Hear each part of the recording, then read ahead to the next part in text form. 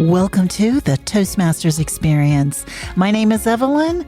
Get inspired by today's Toastmasters Insights. Enjoy the show. And welcome to another episode of the Toastmasters Experience. I'm excited and delighted to have in my studio today, Monica. Welcome to the show, Monica. Hello, Evelyn, and hello, everyone. So glad to be here. Yeah, I'm so excited for you to be here as well. Now we're going to start at the beginning. How did you hear about Toastmasters and what clubs are you currently in? So 2.5 years ago, I was supporting a friend in the anxiety support. There were a lot of people with social anxieties, and one lady mentioned Toastmasters and how it helped her with her confidence. 6 months later, I finally initiated my contact with a few Toastmasters club. And it was love at first sight. And since then, I'm joined a few different clubs. And currently, I'm a member of City Tattersalls Toastmaster Club, National Toastmaster Club, and Stage Time Toastmaster Club. And that's how we met, Evelyn. Yeah, we are both members of Stage Time. Mm-hmm. And so you're a member of 3 different clubs. Yes. Wow. Did you join 3 clubs like right away? Initially, I was just looking for 2 clubs because most Toastmaster clubs have a fortnightly frequency, so 1 every 2 weeks. Now, Evelyn, you know, I'm a marathon runner, so I'm all into the routine, and a regular routine for me is once a week. So I was looking for alternating week that I can build a routine of going once every week. And then when I got the invitation to try a Stage Time, it was out of norm. But because it's so amazing at Stage Time, you met many wonderful speakers and wonderful people. I just can't say no. So I end up with 3 clubs. And because, as you know, I'm trying to start a new club. So I'm now 3.5 clubs in. I'm hoping to sponsor and launch the new club in the new year. Hi, everyone. I'm trying to start a club called Dramatic Toastmasters. So keep your eye out for Dramatic Toastmasters, please. Dramatic Toastmasters. I love the name. And is that going to be in the Sydney area? It will be. So currently we plan once a month in Zoom. So that's first Wednesday of the month. And a face-to-face in the second Saturday of the month. Uh-huh. It's in Granville, near Parramatta area in District 70. So come and check us out on Saturday afternoon or Wednesday evening. Oh, fantastic. And I'll have some of that information in the show notes. So for anyone who is interested in that new club that we'll be developing very soon. So I know that you've been a member for only 2 years, but you're also an area director. Now, how did you get into that role? I was fortunate to have met the right people at the right time. My sponsor, who is Mike McCallum, the current District 70 District Director, he saw something in me. So in my first year of membership, one day Mike talked to me saying, we saw the potential in you because you have the drive to do more and go harder. And we would like to invite you to try Stage Time. And that was just the golden ticket, as we know, in the Willy Wonka's chocolate factory, the golden ticket to see something wonderful and amazing you didn't know existed before. And in the second year, when we talked about the clubs and the area, and he has 3 people in mind, I was one to consider for area director. And I took up that challenge because, Evelyn, I believe trying is the best way to learn everything. And I had the confidence to try something new. I know I will learn hard, work hard, and try to be of good service to other people. And that's how I got started in area directorship. Has this been a role that surprised you? Or have you discovered, wow, this is more work than I ever even thought of? Or what have you gotten out of this role? I feel area directorship, you get to become similar to a middle management in the workplace. In a club, you have the small ecosystem of your own people with the same cultural alignment. Maybe your club has many different people, but when you compare club to club, you'll find there are certain people only join certain clubs and will not join the other clubs because of cultural alignment. But as area director, you have I have 5 different clubs of very different cultures. And I'm offering guidance to all of them at the same time. So I believe in enablement leadership, which means I want to enable the clubs to be the best at what they are good at. But what you need to be aware of is don't transfer one club success to another club success, because it doesn't often work. As an area director, I'm trying to give them universal knowledge and support. A lot of the leader and committee know what they need to do. They need that extra confidence if they're doing the right thing. So being an area director, I think, needs more self-assurance, confidence, and just be in the mindset of enablement. Don't decide for them, just enable them with more confidence and decision power, and you trust they will do the right thing. Are you an area director for clubs that you're actually a member of? Yes, so because I've only been in Toastmaster for 2 years, and when I was approached for the area director by Mike, it was the area I'm already member of 2 clubs. So I just need to introduce myself to 3 other clubs. In our District 70 conference in May, and can I just tell everyone how wonderful the conference is? You get to meet so many people, you eat so much food, and you get to network with a lot of others. I deliberately went to that conference to support my club member in the contest, also to network with other area director, division directors, and the club president, because I knew this would be a good platform to introduce me to them and them to me. After that initial contact, when I called up all the club presidents for club visit, I believe in building as good first impression as possible. They don't know where I came from. I represent the District 70. I just wanted to have a really good first impression on the call. And then in person in the first visit, I had a really good experience with the 3 clubs I had. It was just almost like starting a new Toastmaster journey from day one. Because I'm a fairly new member, so that wasn't far away from my experience. I knew how they would see me as a new kid in the block. I must be starting from the place of learning who everyone else is again. And it challenged me in the right way.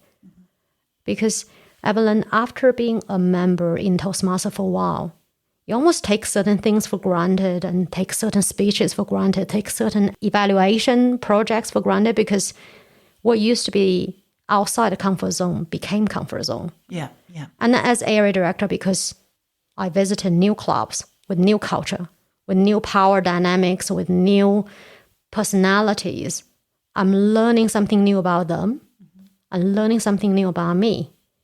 And I think it's a really good positive experience just for Toastmaster journey in general, because we represent leadership and communication. Yeah. And area directorship is really about both. There must be another added difficulty and challenge, because obviously English is your second language. Yes. So can we talk about that? The benefit of Toastmasters delivering all of your meetings and your speeches in a second language.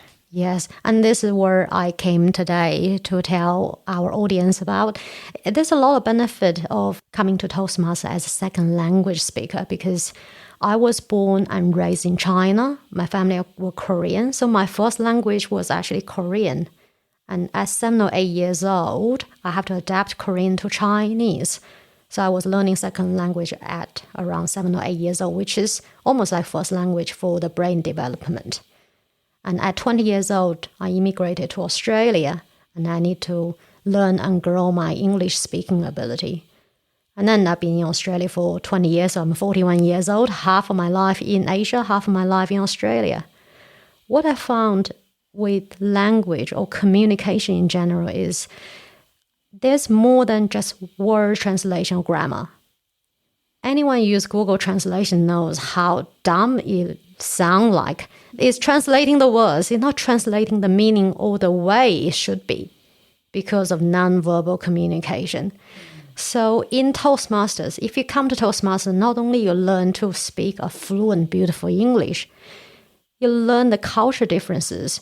You get evaluation on how you sound like, how you feel like. And this kind of evaluation very hard to get in daily life. And if you have people who give you those kind of advice, it's very hard to trust their advice from, say, your manager or your friends, because it's hard to feel that where that evaluation come from. But in Toastmasters, the evaluation is coming from a place of help and support. When you get evaluated, you trust that advice. And when you trust this feedback and advice, you can become better in nonverbal communication. So I think that's the reason why in Toastmasters is very successful in China and other second language speaking countries, because you just get so much more exposure and you learn English, not just as the language, but also on the culture and feel behind it. Yeah, because our cultures are absolutely different, and what might seem normal to one culture might appear to be rude in another culture. And you're absolutely right. If you get that advice from someone who's not in Toastmasters, you'd automatically probably be upset or offended. So when you get the evaluation in Toastmasters, it is more from a place of support and wanting you to be better. Yes. So, yeah. I have a story here. Okay, please, yeah. So there are things I learned before the Toastmasters in my first year in Australia 20 years ago. And that was, I came to Australia, I was speaking some English. So I was just going to my friend's house and told my friend, I want bread, I want coffee. My friend looked with shock on his face, but then he went to the kitchen anyway. And then later on, I was thinking, what's wrong with him? And then I went around to the kitchen and I thought maybe something I need to do it myself or something. And then he pulled me aside saying, Monica, I know you're trying to learn English. Can I just tell you something a little bit more about how you spoke to me? I said, yeah, sure, no worries. And what do you want to talk about? He said, instead of saying, give me bread, give me coffee. Probably a better way to say is, can you give me coffee? Can you give me bread? And it's the way of English. And I said, thank you. I did not know that. Yeah. And because of that little tip, I think it saved me many embarrassments in the future. So thank you, friend, for giving me that kind of small little tips. And it is around those kind of small little tips along the way to make you a better speaker. Now, what have I learned in Toastmasters? Probably one of the best advice I received was, English is a slower language compared to many other languages, especially compared to Chinese. If you watch the Chinese speaking and it has the certain tonation, it sounds quite harsh. It's also very fast. But in English, it is around that tonation and flow. And it's about how you say, not what you say. The words needs to be more succinct and it needs to be slower for the right effect. I mean, it's one thing to know, another thing to practice. So I'm still practicing how to slow down with the right message. But compared to where I was 1 year ago, you know this, Evelyn. Yeah. I used to speak so fast. Now I'm slower. And I found more people listen to me as well because of that change. Yeah. And there's also the cultural understanding of nonverbal communication. Are there any sort of cultural differences that you've learned from nonverbal communication? There are so many. I would just pick one that really make a difference in my work life and personal life. In the Chinese language and culture, it's actually engaging when you cut people in their sentences in the end. So when someone's speaking, I'll cut in the final 2 or 3 words and catch it as if I'm understanding you. I'm picking up what you're saying. I'm in sync with you. Mm-hmm. But in English or maybe many other languages and culture, it's rude to cut people off in the sentences, even if you're only doing it in the end. So another thing I learned to slow down is let people finish their sentences. You can do that in a nonverbal way to look at people saying, I'm ready to pick up where you're saying again, but not verbally cutting people off. And again, it's something to be aware of. Another thing to practice. It took me a long time to practice. I'm still practicing not to cut people off in the sentences. Okay, so that's interesting. So in the Chinese culture, what sort of words do you say? You just try like almost say someone is saying, today is such a nice weather. I can't wait to. Someone else say, go for a walk. Oh, right. He said, yes. And then so it's very engaging. And I think that's one main reason why the conversation is so engaging, because people cutting people off all the time and just almost like a competition. And when you for any audience here, you go to Yum Cha, the whole place sounds like a lot of people arguing, fighting with each other, because that kind of conversation style is about engaging, interacting almost in a cutting and brewing way. That's not quite how the English, generally the native English speakers would engage with each other. Sometimes I watch like Downton Abbey and that kind of traditional English watch TV show and see what they act like as in the proper way.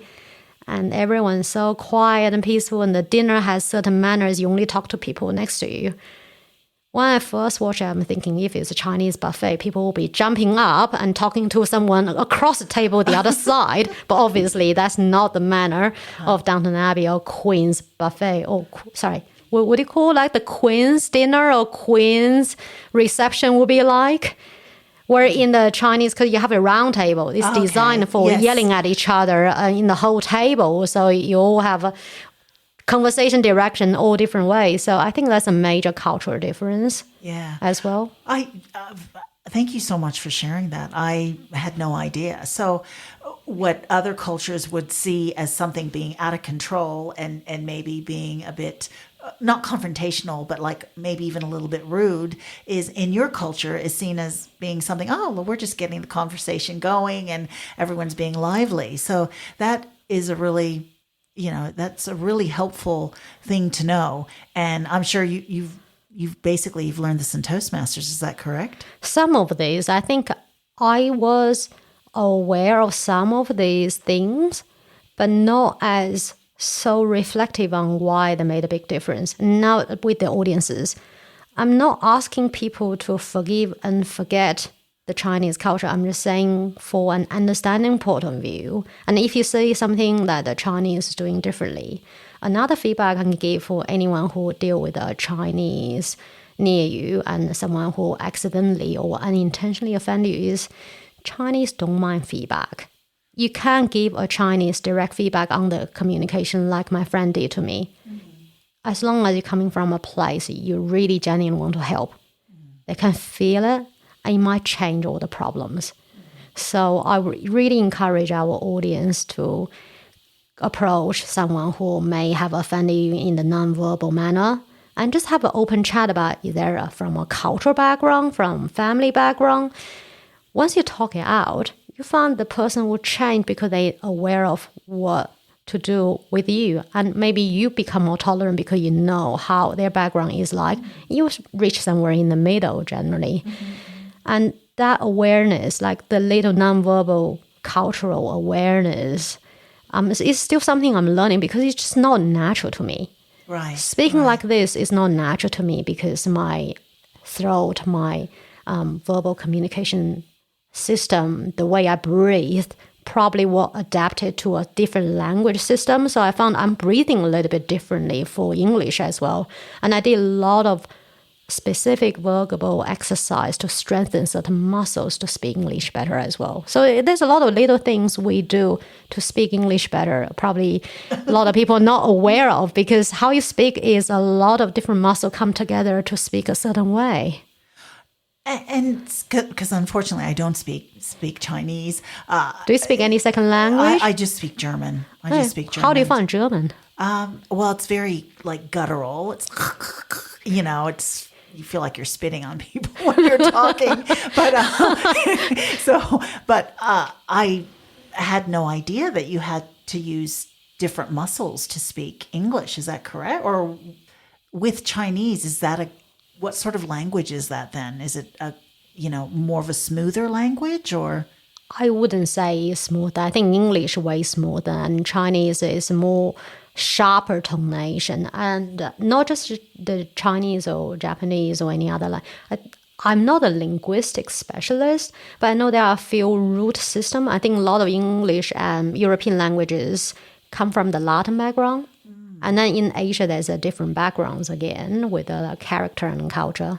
Yeah. And the way, not just the way we speak, but also the way we think, the character, the origin of language is different as well. Yeah. Right. Yeah. So I found what's interesting is because of the origin and how it feels, one can have different personality in different languages. Because some of my friends are, speaking second, third, fourth, fifth languages. Like I had a friend who spoke French, and he's such a gentleman when he speaks French because the French language almost invites that politeness and gentlemanness in him. When he spoke English, he felt really different. And just by me observing, not me understanding French, so that two different personalities, I felt I'm different when I speak Mandarin versus when I speak English. I think I'm softer and kinder in English because I'm speaking slower. Where in Chinese, I'm faster thinker, more analytical, I'm quicker with messages because the language is faster. That's interesting. So you feel like you're almost a different personality, like a different total persona has evolved while you're speaking a different language? I feel so. And a lot of people feel that way when they speak different language and express themselves in a different words or different feelings, because I feel the Chinese is more descriptive. There's a lot of descriptions in what you see, what you touch. And English has a lot more feelings from the inside about the sensations and the flows. So one almost to me is more outwards to inwards process, and one is more inward to outward process. And how it brings to Toastmasters is I just need to be more aware of differences, but also lean on my strength a little bit more as well. Because I think studies have shown people with more language capabilities can tap into more resources in your brain as well. And especially when you come from two different language root backgrounds, they can activate different parts of the brains. So I'm hoping, or I'm deliberately trying to do is in my speeches, in my communication, try to be more descriptive. And I like to use analogies, probably more than average people, because I find it is a really useful tool and I can come up with analogies very quickly. Yeah, I have noticed that you do that in your evaluations. You have those really interesting analogies. Now, do you also speak Korean? I lost them. My family all spoke Korean. I'm not sure what Korean sounds like. To me, it is very dramatic. I think the reason why Korean music, Korean shows are doing well is because of the language itself is almost quite argumentative and very expressive. I can see it in my parents and in my family, brothers and sisters. And when they go into a certain mode, the language let them drag on that feeling a little bit longer. So it's very expressive sort of language. And if you watch the shows of any Squid Game, anyone watching Squid Game around Christmas time, they're really dramatic. They're over the top. And I think it's part of the language and culture enable that. And if you put it into a different setting, it might not work. So I believe that if you think about it, India had Bollywood because it's all singing and dancing. It must have something to do with the language or culture in the background. So I would love to hear about how Indian language enables Bollywood as well. Do you know if there are Toastmasters clubs in China? I haven't joined any Toastmasters in China, but Wickham from Central Division Director, he talked a lot about the Toastmasters in China. Apparently it's really popular and huge, and the conferences are massive. So it's taking off in China in a big time. Wickham, his work allowed him to live in China for a few years, and a lot of his idea come from the Chinese districts and how they manage their big areas and big divisions. So I think there's a reason why it does very well, because even though there are different languages, but the public speaking contests are everywhere. It's not just a Toastmaster thing. Public speaking contest is in other foreign languages as well. And I know for a fact that Chinese are very into public speaking contests. And interestingly, I never competed in public speaking contests in China because I was not a strong speaker. And here I am in Toastmasters, I'm doing English speaking contest. Would that translate? Does it mean that if I go back to China, I can compete locally?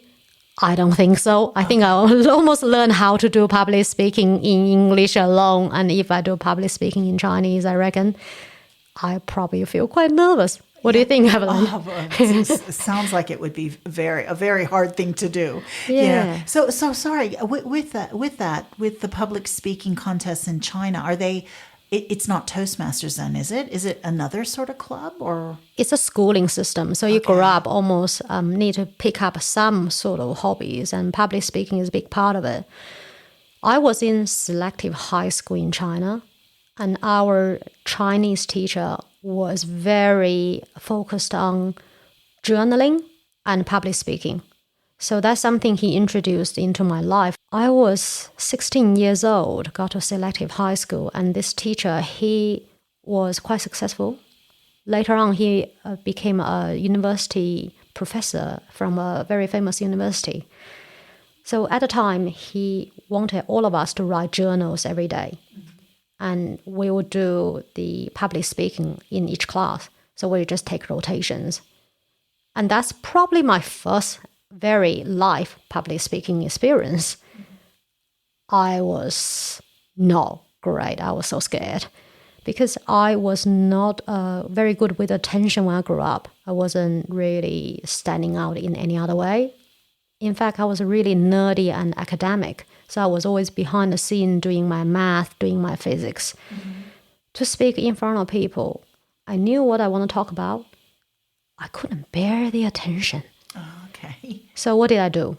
I ran from my seat to the front so people would not look at me.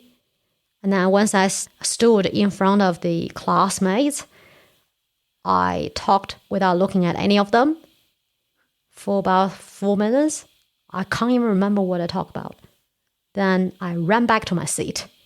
And that was my first very public speaking experience. Wow. So that was horrible. But then, to be fair, everyone was horrible at the time anyway, because it's high school and we're all trying this thing out for the first time. The second semester, everyone got better because we all saw who else did better and what did they do to do better and share experiences. And then, unfortunately, we only had that teacher for 1 year. So second year, he went somewhere else. The journaling stayed with me. I'm still journaling at least once or twice a week for an hour or so. Yeah. But the public speaking sort of left me until I joined Toastmasters. So the public speaking in China, did they give evaluations or no? Just give you tips how to make your speeches better? No, it wasn't. It was just a high school, just for the experience. I think a lot of time in schooling system was about exposure. So I feel grateful that I was exposed to a lot of different things at a young age, even though I didn't pick them up later on. I picked them up almost in my 20s and 30s. So I always joke that I lived my 20s and 30s like a teenager because there were so many unfulfilled dreams I was trying to do, such as running marathon, such as doing public speaking contest. And they were just more about the exposure therapy. So we were exposed to physical exercises as well, poetry, reading, writing. I wrote my first play when I was in high school as well. And here I am doing dramatic Toastmaster, hoping that we can meet a lot of other drama lovers and we can organize a show together. Yeah. But that was, actually now you mention this, I'm almost leaving my high school again, and there were a lot of seeds planted in my teenager that's sprouting in my 40s. So never say too late to anything. No, exactly. Now, I just want to bring up what you said earlier, that you're a marathon runner. With the marathon running, you sort of related it a little bit to public speaking. Yes. Yeah. So, explain that. I think a lot of people think a lot of habits you take is a deliberate effort. I would say it's more in the beginning. So it's about habit forming. To build that habit, you need a bit of willpower. But once it became a routine, you just keep following through. I guess now I think critically about what marathon training has done for me in my Toastmasters journey, because Evelyn, you know, many Toastmasters join one club for many years, 5 or 6 years, and maybe they join a second club in the 5 to 7 year range, and they do the contest and on and off. And not many people even have the drive to go to divisional district level because it's a different game in competition. I've only been around for 2 years, and here I am as a area director, and I tried the contest. I got a reasonable results. I think it's not to do with how beautiful I speak or how familiar I am with public speaking, because I don't have much. It came from my drive, because I just try harder than other people. And what do I mean by I try harder than other people? I think I'm more consistent in my effort. So the two big habits from marathon to public speaking is, first of all, muscle memory. Marathon running is very much about muscle memory, and you just take your ego out of yourself and trust your training, trust your body to finish the whole 42 kilometer. With Toastmaster, the public speaking, if you keep putting off the speeches, you form the muscle memory of putting off speeches. If you sign up to speech, you go ahead and get used to that feeling of nervousness, excitement, dread, disappointment, and then deliver. You get through that again, and it becomes muscle memory of you saying yes better as well. So that's probably the first feedback, as you think it's a will. No, it's a muscle memory. So the more you say yes, the more you get better at saying yes. The more you say no, the more you get better at saying no. The second thing is just trust the process. Because a lot of times I don't know how you prepare for your speeches, Evelyn. The international speech contest I went in, I spent 20 hours behind the scene for that speech, because I knew my starting ground is not as good as others. My natural speaking ability was not as good as I am today. For me to do well in the competition, it was just deliberate, focused effort, in, out, back and forth and back and forth. It takes a lot of energy and power. And I think that's where my marathon training taught me. Just take yourself out, trust the process. The practice, the repeated practice will produce result.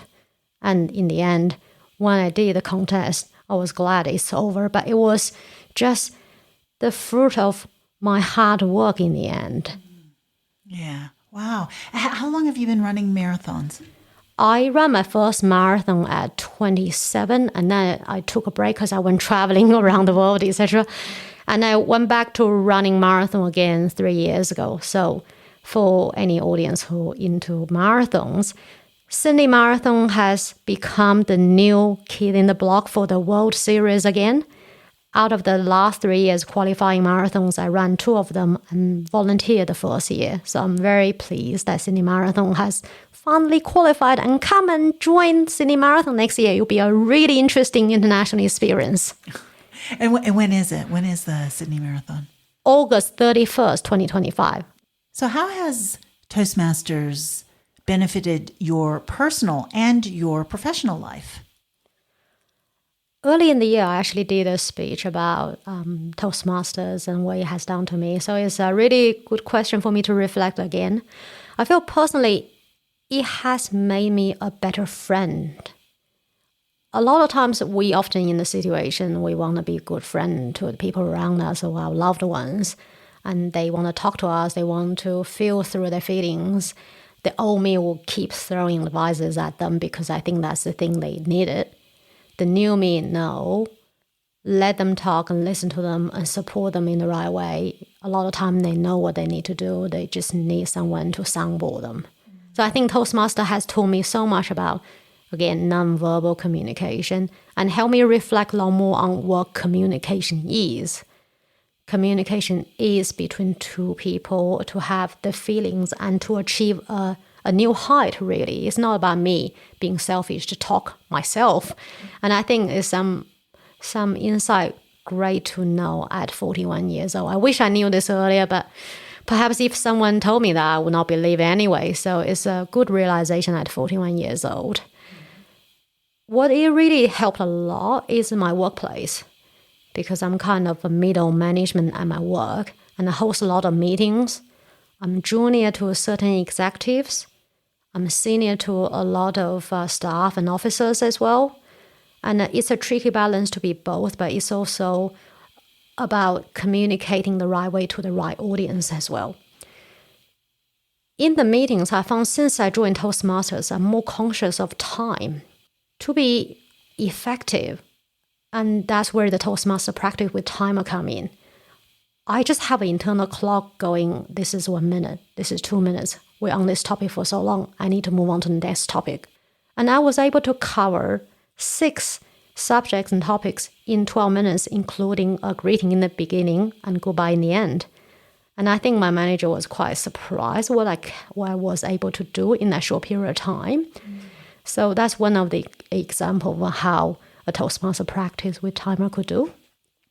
Another thing which is obvious to many people is interviews. If you do a lot of Toastmaster speeches and practices of table topics, even prepared speeches, interview becomes so much easier. I guess, anyone who go to interview or job hunting process will say interview is the worst process because it's a evaluation, you perform under pressure. You're not sure how you say what you said. You don't even remember what the whole thing was. After joining the Toastmaster, I found the interview is just so much easier. And now many interviews start with the question, tell me a little bit about yourself. And this is exactly where Toastmaster experience will help you. You can deliver it like a prepared 5-minute speech or even 3-minute speech, and it can be very confident in your contents with your nonverbal communication, have your hand gestures, have your smiles on your face, and have a firm eye contact. And they'll be impressed from the first 5 minutes they met you and make a big difference in the remaining 55 minutes of the interview. There were a few interviews I went to be honest, I don't even qualify for the job. But then because the interview went so well, they gave me a second round interview and they were seriously considering me for the third round. Now, I didn't get the job, but the fact they actually let me go into the next round and even consider for the third round, that's a big win. It would not have happened if I didn't join Toastmasters. Oh, it's been such a great experience having you here today, and thank you so much. Gosh, this conversation has gone to different sort of realms, and it's been so interesting, and I've learned so much from you. So thank you so much, Monica. But I want to ask you one last question. What advice would you give someone who is considering joining Toastmasters? The journey of 10,000 miles starts with a single step. A lot of time, you want to be a good speaker, you want to do different things. The real value is in practice, and Toastmasters is different from other public speaking places because there's less advice, more practice. You put in the effort, you join Toastmasters, you deliver speeches consistently and give it time, you become a different person from what you plan to be. Yeah, definitely.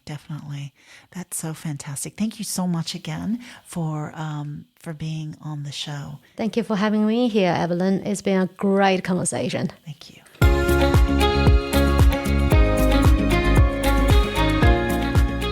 Thank you so much for your company. Please tune in next time to the Toastmasters Experience.